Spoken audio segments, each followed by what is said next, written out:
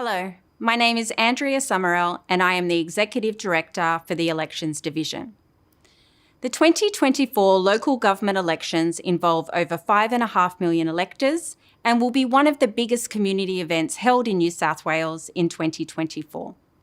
We established close to 300 pre-poll venues and around 2,200 polling places across New South Wales on election day. We also employ more than 20,000 people to assist in conducting the elections. Our webinars are intended to help registered political parties, candidates, scrutineers, and other political participants in the elections by explaining processes, procedures, and compliance obligations for the event. However, I must stress that the information we provide is not legal advice. If political participants are in doubt about any legal matters regarding the election, they should seek their own independent legal advice. I and everyone at the New South Wales Electoral Commission look forward to delivering the 2024 local government elections with transparency, integrity, fairness, and safety. I hope you find these webinars engaging, informative, and helpful.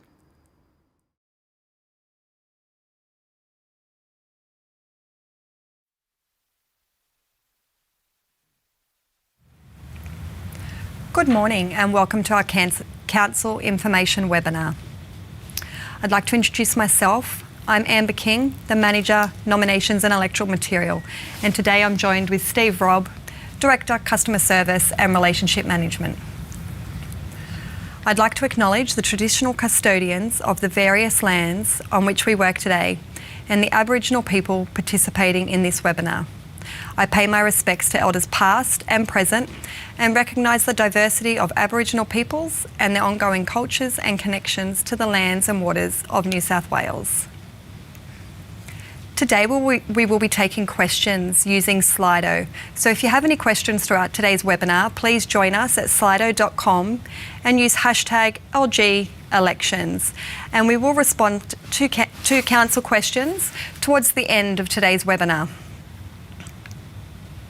If you do experience any technical difficulties, please use the mobile phone number on the screen to SMS us for assistance and we'll try and help you. Today's webinar, we will walk through some key dates, the non-residential roll portal, the constitutional referenda and council polls, the voter awareness campaign.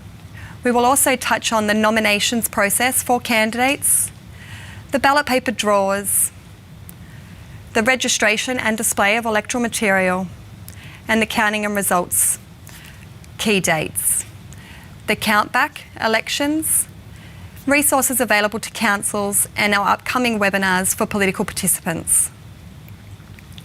To start today's webinar, I'd like to talk about some upcoming key dates. Now, the upcoming key date on the 5th of August is the close of roll for candidates and or nominators for the purpose of nominations. It is also the commencement of the regulated period for electoral material. Wednesday the 14th of August, nominations will close at 12 noon. It is also the close of the registration of candidates and groups, and it's the commencement of the registration of electoral material period. Election day, as you are aware, is Saturday the 14th of September, and we will be progressively declaring election results from the 1st to the 3rd of October. Our full election timetable is available on the New South Wales Electoral Commission's website for further details. So the non-residential roll portal. By now you will have all received the guide, which is on screen there, to explain how to enter your non-residential electors into the portal. It's been successful so far. We've got about 700 entries already from almost all councils, so that's great news. Go to the next slide, Amber. Importantly now, we've now got to focus on getting to the end of this process, which is the close of roll. Close of roll for the non-residential roll is exactly the same time as for the residential roll, which is 6 p.m. on Monday the 5th. Now your final screen may look like this. You might only have 3 people that have applied. The ones that we accept and you accept are in green. Those ones in red have been rejected for a variety of different reasons, but you would have seen what the reason was throughout the course of entering the details. What we ask you to do is to delete those ones that are red. If you don't, they'll be carried on into the composite roll. So we go to the next slide, Amber. So once you've deleted those ones that have been rejected in red, you'll be left with, in this case, one. You may have a few more than one, but in this case, we've got one. At that point, you can hit the finalize button, which is on the left of the screen. Now, what we'd ask you to do is not hit the finalize button until after 6 p.m. on close of rolls, because if you do, it locks the screen and you can't enter any more data. One of the other things that we get asked a lot is what happens if I've found more application forms which we've already processed and approved, but I haven't entered them. You can enter them after 6 p.m, that's fine. All we're asking you to do is not accept any new applications after 6 p.m. on the 5th. So when you hit finalize, you'll be taken to a screen that then has a print icon. What you then need to do is hit that print icon and print out the submission form that you see on the screen there. At that point, you need the CEO or the general manager to sign that form. What that's saying is that he or she now agrees that these people all qualify as being on your non-residential roll. And you can see the list of electors at the bottom of that screen. Once that's signed, and we don't accept electronic signatures, and also if the CEO or general manager isn't there, they will have delegated to someone, so long as we know who that person is and so long as we've got proof that that person's delegated the authority. Sign that wet ink signature, scan it and send it to us. We need it back no later than midday on Tuesday the 5th of August, and then email it to that email address there, nrr.rolls@elections. Me again. Constitutional referendum polls. Okay, we've been talking to you quite a time about this now. We've already got a number of polls and referenda that we will be conducting that have been confirmed. What we're doing now is we're going through the ballot paper artwork to make sure that the ballot papers look good and the questions all make sense. On the 14th of September, obviously, it's election day, and the 27th of September, end of postal vote return. We will be declaring the results of the referendum polls at the same time frame as the councillor declarations. We have to wait until the postal votes finalise and close, so we can't declare earlier than the 1st to the 3rd of October. On screen now, you can see the councils who have passed resolutions and sent us the questions that they want to be included in the polls or referenda. At the moment, there's 8 referenda and 2 polls.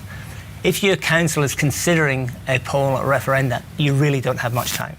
You really have to contact us as soon as possible. That's it.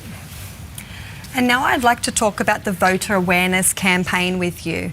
So we have touched on in previous webinars that we actually have a council information page available to you on our website. That includes any of our council updates that we've distributed to you if you'd like to reference them. It also has a communication resources section, and there is a calendar included on there. And that will advise or give you information about any communication the New South Wales Electoral Commission is distributing or publishing in the lead up to the election. It also includes information on how councils can assist us in promoting the election. The election notices for enrolment and nominations are also available on the council information website. And we encourage you to place those in your local newspapers.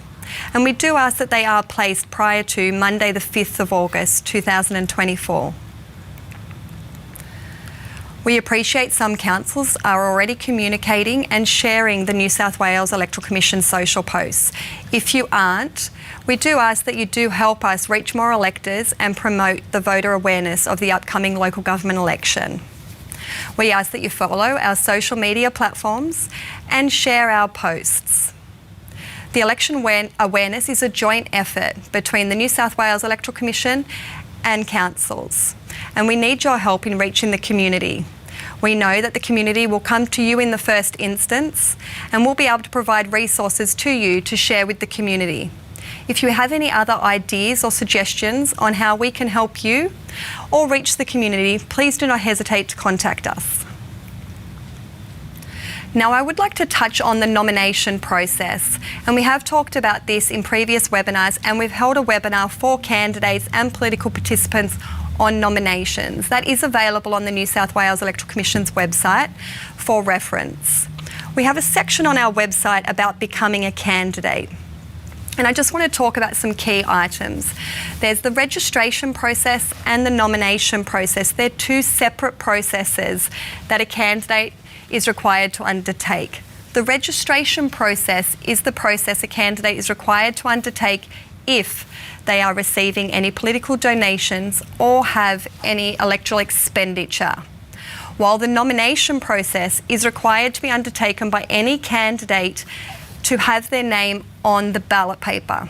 It's important to note that they must complete the nomination process, and if they wish to form a group, lodge a request to form a group form through the nomination period to have their name printed on the ballot paper.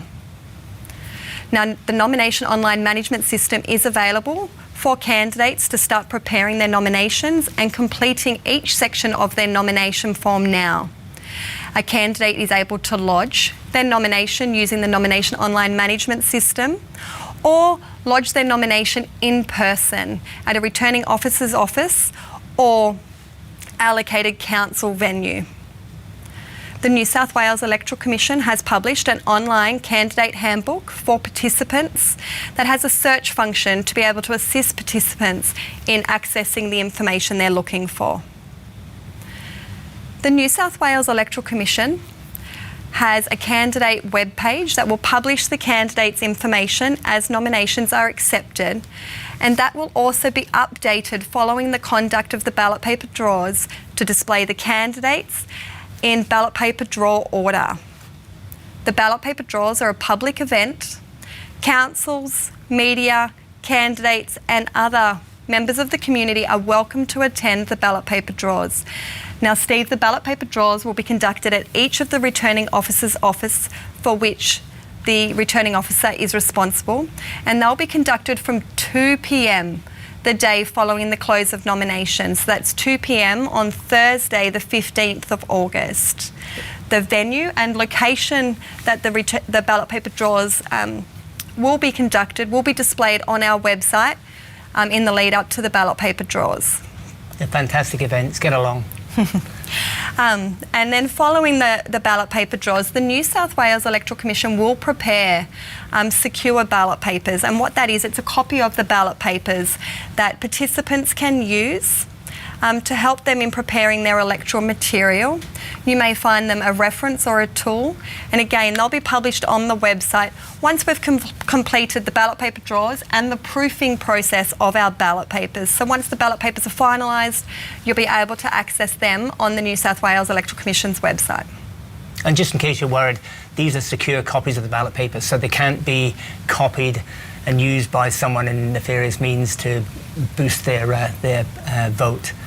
But they are useful for how to vote material, where you can actually put your number one in there on the how to vote material in the ballot paper. So yeah, that's right, Steve. So they're a very useful tool, and I think it helps prepare and make sure that you do represent the ballot paper on your electoral material accurately. Now, the New South Wales Electoral Commission has a candidate help desk that's already operating, and we do encourage you, if you are receiving any inquiries from any potential candidates, to encourage them to contact the candidate help desk. As I mentioned, that is already up and running, and we are receiving a number of calls daily. And a candidate can also contact us through the Contact Us page of the New South Wales Electoral Commission's website, and there is information available for candidates and participants on our website, and that will be progressively updated as we lead into the election with the information that's relevant at each stage of the election. Now, we have been communicating with councils where councils fall or form as part of a region. we have asked councils to be able to assist us in receipting nominations. The lodgement of nomination period is Monday the 5th of August until 12 noon Wednesday the 14th of August. Councils helping or assisting us in receiving nominations provides an opportunity for candidates to be able to lodge their nomination in person locally if they wish to lodge using a paper nomination. We will be continuing to communicate with councils and inviting any office assistance or resources that may be assisting in that process to attend a just-in-time training. We have 2 sessions available next week to walk those assistance through the process of receipting a nomination. It's not a hard process. I don't anticipate it'll take much of any, council staff's time. It's just about receiving the nomination forms, recording and issuing a nomination deposit receipt for the money that is lodged with the nomination paper. And then we ask councils to scan the nomination papers and email them through to the candidates team so that we can centrally process them and advise the candidates of their nomination process and if any of their nomination forms need to be rectified. We will continue to follow up with councils in the next week to finalise that information and ensure that you have the resources and training available to make that a smooth process. And we're aware that councils want to keep the whole process at arm's length, and we understand that. We're not asking councils to process these nomination forms at all. As Amber said, all you're really doing is receiving them over the counter. You're giving the person, taking their deposit, $125, writing out the receipt, and then you're just scanning it and sending it to us where we do the processing. And we're doing this really for 2 reasons. One is because where there's a shared RO and the RO office isn't in your local government area, candidates do have the right to be able to lodge the nomination form in their local government area. And secondly, we're trying to just keep the costs down for you. If it's virtually no work for your staff, it's better that we don't hire additional staff that will cost you money. So we're trying to balance that out for you. That's right. Thanks, Steve. Now, I just want to touch on electoral material with you. Now, during the regulated election period, the New South Wales Electoral Commission regulates the display of posters in 2 ways. Whether the posters comply with the requirements of the content on those posters. That meaning that the posters do not have incorrect or misleading information on how an elector may cast a vote, and that the posters include the name and address of the person authorising the material and the printer's details, and where the material or poster has been displayed. Posters are not permitted to be on certain premises or within 6 metres to the entry of a voting centre, whether that be a pre-poll venue or a venue on election day. Some exceptions apply to the display of posters. Posters may be displayed on the outer wall, fence or other boundary of the grounds of an enclosure that is being used as a voting centre. Posters may be displayed within the grounds of an enclosure in which a building is being used as a voting centre. Posters may be displayed on a vehicle, on a road or a road-related area. Posters may be fixed or attached to a table or stall on a footpath or other public place at any time of day where voting is being conducted. Now, we appreciate that councils may hold public safety concerns regarding the placement of posters, including A-frames on footpaths or other public spaces, and will act according to your own authority in these matters. The New South Wales Electoral Commission does not regulate the size of posters or the period of when they are displayed. We advise candidates and political parties to be aware of other laws about posters. Councils will be aware that posters may also be exempt development, not requiring development approval.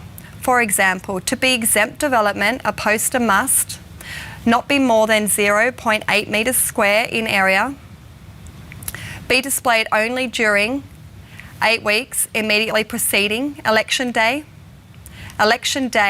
and 1 week following election day.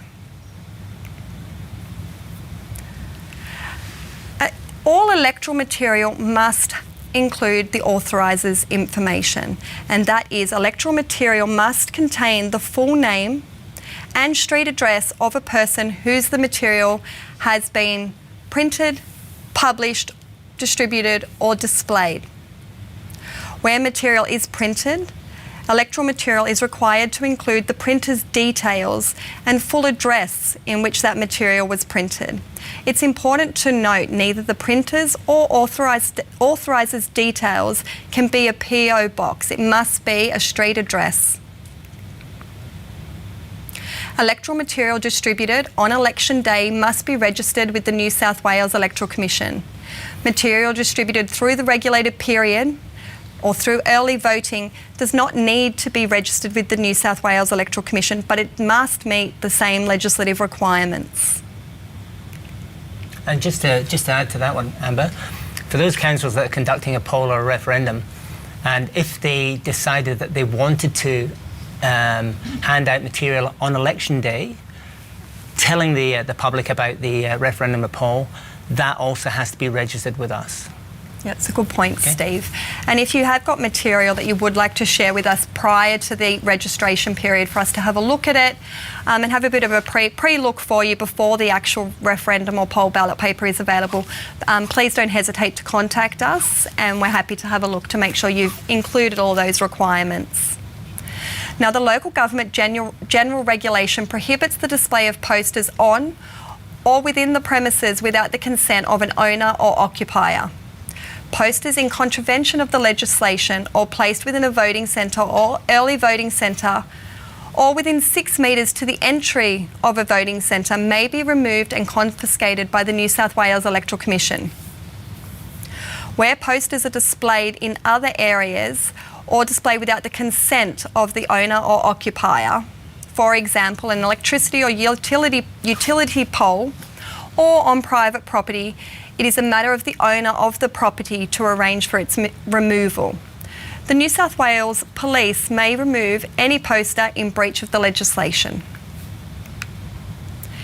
Any allegations or concerns regarding electoral material or unlawful conduct in or around a polling place should be submitted in writing to candidates at elections.nsw.gov.au. If you do have any concerns about electoral material, I do ask that you do provide a copy or a photo of the electoral material, or where you are referencing an online material, so whether that be a social media page or a website, please include the link to that material in your email to us so that it can be referenced. Now, Steve, we're going to touch on counting and results. You know, count timeline. We obviously get lots of questions regarding the count. So the important thing is that obviously after the election on the 14th, we start counting, and we'll be counting, doing initial counts and check counts between the 16th and the 27th of September. Importantly, we have to take it to that point there because the return of postal vote deadline is at 6 p.m. on the Friday the 27th of September. So we'll be counting and check counting all the way up till then. And then we get to Monday the 30th and we do the final distribution of preferences and the announcement of the results. So that happened on the 30th of September, the 1st and 2nd. It does happen over three days simply because there's so many councils. Each set of results then we have to then wait for 24 hours and notify all the candidates of the results, and then they have 24 hours to challenge the results. So we'll then be declaring between the 1st and the 3rd of October. Importantly, you should know this because we've been asked by a number of councils already about when they can have their first council meeting. And can they have it, especially as they know what the results are going to be because they've seen the results on the election night and the mayor's going to get in or a certain councillor's going to get in. The answer is you can't, because until the results have been declared, you don't have anyone in office. So you can't hold a meeting until you have all your officers declared. So our advice would be wait until after the 3rd of October to have your first meeting. Now, appreciate there's tight timelines that you've got to have after that as well with regard to a council-elected mayor. But nevertheless, you don't have anyone in office until the results have been declared. So just bear that in mind when you're booking your meeting. And Steve, if I can just jump in there, when you are booking that meeting, we always receive a number of inquiries about the New South Wales Electoral Commission providing councillors with the contact details for our candidates. Yeah. Unfortunately, the New South Wales Electoral Commission isn't able to provide you with contact details of those elected candidates or councillors. As I mentioned earlier in today's webinar, we do have the candidate web page.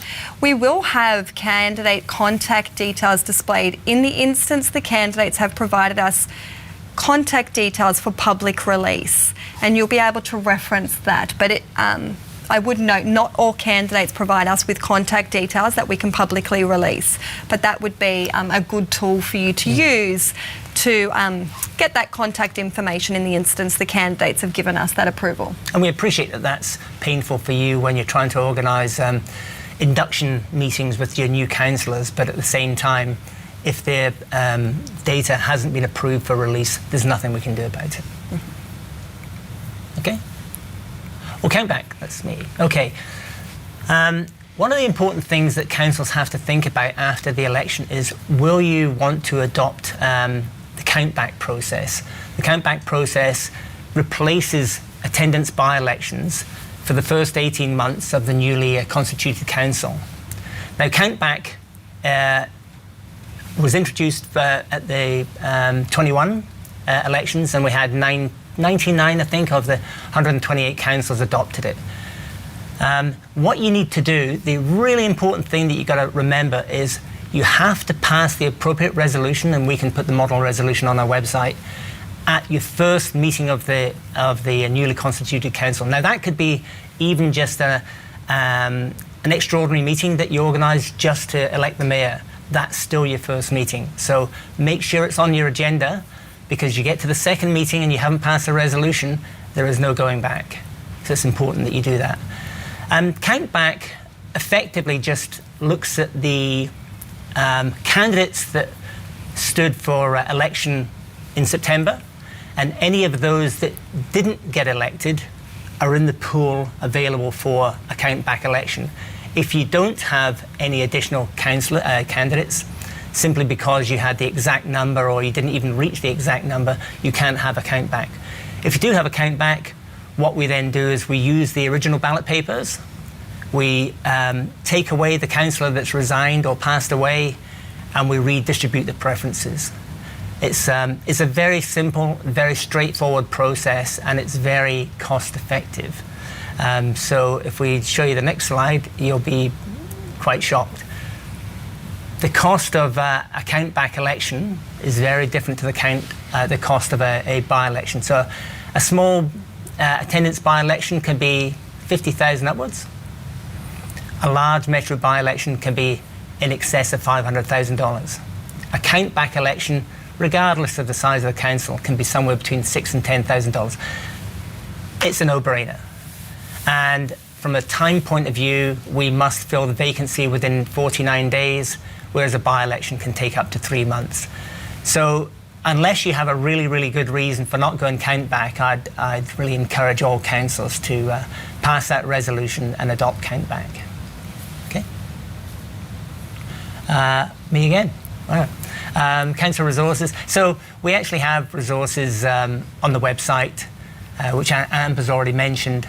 There is a page for council information, and I think about a week ago, 2 weeks ago, I sent that link to every single council. We'd encourage you to get on there. We're populating it all the time. There's obviously a lot of information on the website. There's a communications resources hub there. Easy to read guides. There's fact sheets, especially for things like non-residential role, where people still struggle to understand that. The candidate handbook. The candidate handbook isn't printable this time.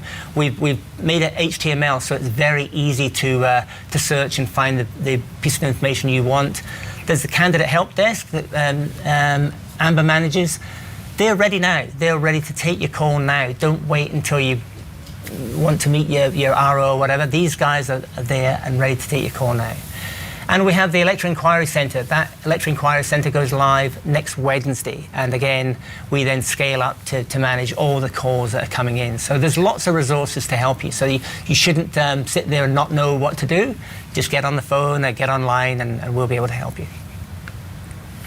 Now, Steve, we have a few further upcoming webinars for our political participants. Today is our last webinar for councils, but we do have a number of upcoming webinars for political participants, and councils are welcome to join us. The next webinar is regards to electoral material, compliance and voting. And then we'll hold those future webinars that you can see on the screen. The registration for each of those webinars is now available on the New South Wales Electoral Commission's website, but you'll also find the recording of our previous webinars, and we've also published any questions and answers that may have been asked through our webinars. I can see we've received some questions, but if you do have any questions that you would like to ask, I do just want to remind you that we are using slido.com, and please ask those questions through slido.com. Use hashtag LG elections, and we will start working our way through those questions. So Steve, I can see we've got a few questions in, and one of the first questions is if we could please confirm that individual nominations must be done as well as group nominations, or does a group nomination satisfy the individual requirements? And the good thing, this one's for you. This one's for me.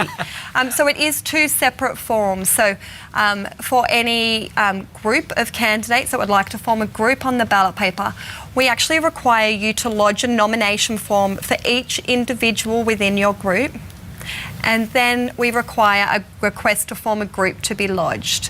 And the nomination forms form 4 parts.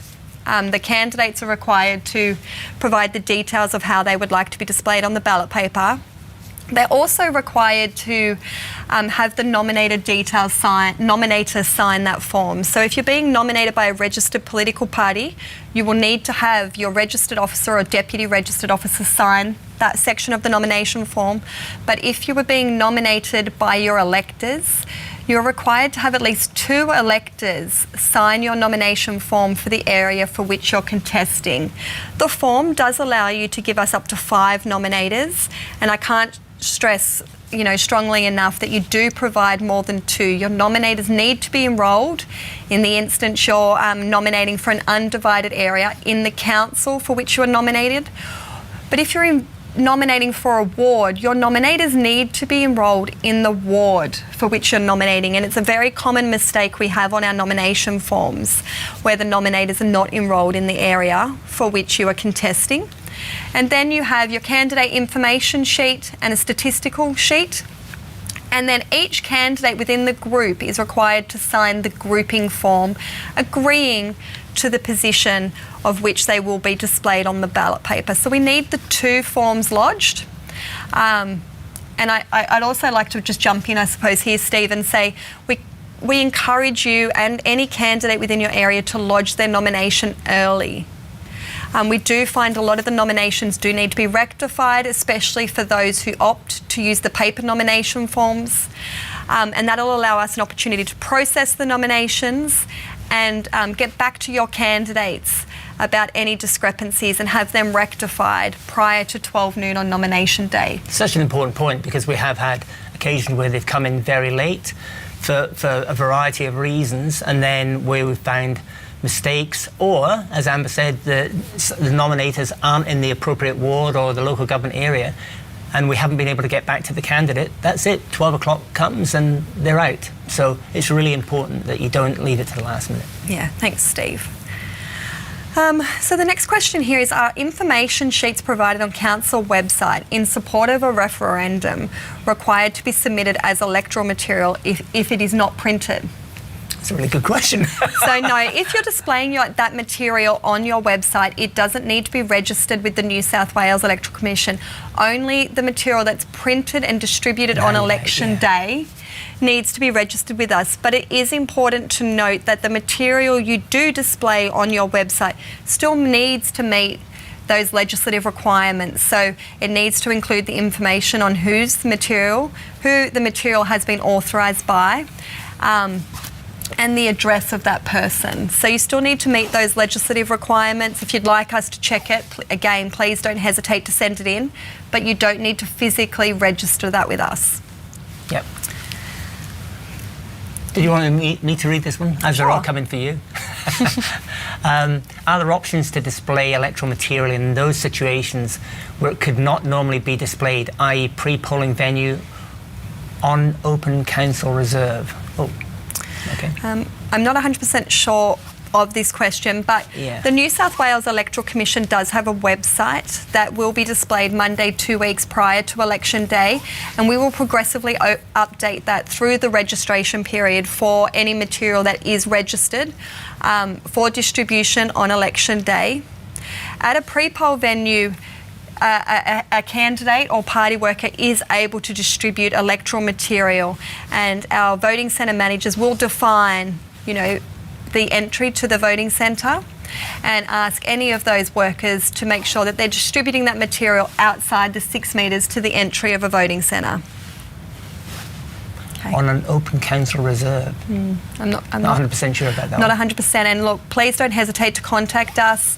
You're welcome to send an email through to the council information, and that will come through, and I'm happy to look at that for you, or through to candidates at elections, and again, we'll respond to that if we haven't quite answered your question.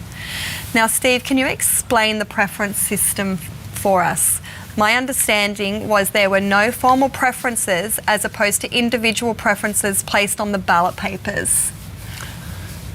I'm not 100% clear. My understanding was that there are no formal preferences as opposed to individual preferences placed on the ballot papers. So the ballot papers themselves will be data entered, and any preferences, any markings on those ballot papers will be data entered for both the mayor and council ballot papers through that check count process, and then the distribution of preferences and or markings on those ballot papers will occur through the period, as Steve mentioned, on the 1st to the 3rd or the 30th of September to the 3rd of October. And we do use the optional preferential voting system anyway, so... We are holding a webinar on counting and results, and we will be talking about, both the mayoral, councillor, referendum and poll counts, the counts that will be occurring on election day, and then the subsequent counts in both the returning officers' offices and our central voting central venues. So we might go into more detail there if we haven't answered your question, but again, please don't hesitate to contact us if you would like to prior, and we can work through that question with you. Next one is, when will we know who the RO is for each area? Very soon. Yeah, I believe the returning officers are starting to set up their returning officer's office, and they are reaching out to councils to hold that first information session. So they are currently working through that. With regards to candidates and public information, we will publish the returning officer's office details on the New South Wales Electoral Commission from the 5th of August. That's when those offices open to the public. And we'll also provide the contact details for those officers for candidates or groups to be able to make an appointment to lodge their nomination, again, in the instance they're choosing to do that in paper or in person. But up to now, the instruction to the ROs is that once you actually get into your office and you get your furniture and get everything in and settled down, introduce yourself to your respective councils. So we hope that by now most of them will have already contacted the councils so that they can organise to communicate on a regular basis, whether it's going to be face-to-face or on the phone, in the RO office or in the council offices. So we hope they'll have contacted by now, and if they haven't, it'll be literally within the next few days. That's right. Okay, so the next question, is there an expectation that council rangers will be required to remove non-complying electoral posters, or will roving New South Wales electoral officials attend to this? So as I've touched on, the New South Wales Electoral Commission will only remove posters that are within, or confiscate posters that are within the 6 metres to the entry of a voting centre, whether that be pre-poll or on election day, or attached to a venue or placed within a voting centre itself. We will communicate with candidates or participants where we have been advised that material is non-compliant, and asked for that to be rectified or removed. But the New South Wales Electoral Commission will not be removing posters, outside of the voting centres themselves. Steve, I don't believe we have any expectation that council rangers will do this either. We do know in some areas councils have their own rules regarding posters and A-frames on the side of footpaths, and that's a matter for councils. It's important to note that we don't really have wide-ranging powers when it comes to posters and removing posters and so on. And certainly, to be honest, council rangers have far more powers than we have. And if they're non-complying, or if they're A-frames, or there's posters on your grounds, or that somebody might trip and fall over and hurt themselves with, that's really something for you to manage, not us. We have very limited powers when it comes to that. And we have included information in the council update that we distributed last week. A bit more information about that, which we've also touched on today, and that's also available on the website if you didn't receive that. Now, if a council only receives the number of nominations to fill the number of positions available, or receives less than the number of nominations as per the number of positions for that council, when will the election be declared? That's election day. That's right. So we will notify you if your election is uncontested, or if a certain ward or contest is uncontested. But the candidates themselves will be declared elected at 6 p.m. election day for those contests. The follow-on to that question is, what if I have less nominations than the number of position to be filled? And of course, those candidates will automatically be declared again on election day, but it will mean then that you have a vacancy, and that vacancy then, or vacancies, will have to be filled by a by-election. So that's not good news for anybody, really. And of course, if you don't have enough candidates, you cannot then count back as the option either, because you have no unelected candidates. So you really should be getting out there trying to get as many people to nominate as possible. That's a good point, Steve. That brings us to the end of our questions that we've received, Steve. So if you would like to contact us, you can see on the screen we do have an email address for councils to specifically contact us about council inquiries about the conduct of the election. So please don't hesitate to email us or visit that webpage, which we've mentioned on a number of occasions today. And then we've got those other public help desks. So we've got the candidate help desk for candidates and all groups. And we have the Electoral Inquiry Centre, which is ramping up from next Wednesday for electors about any inquiries they may have.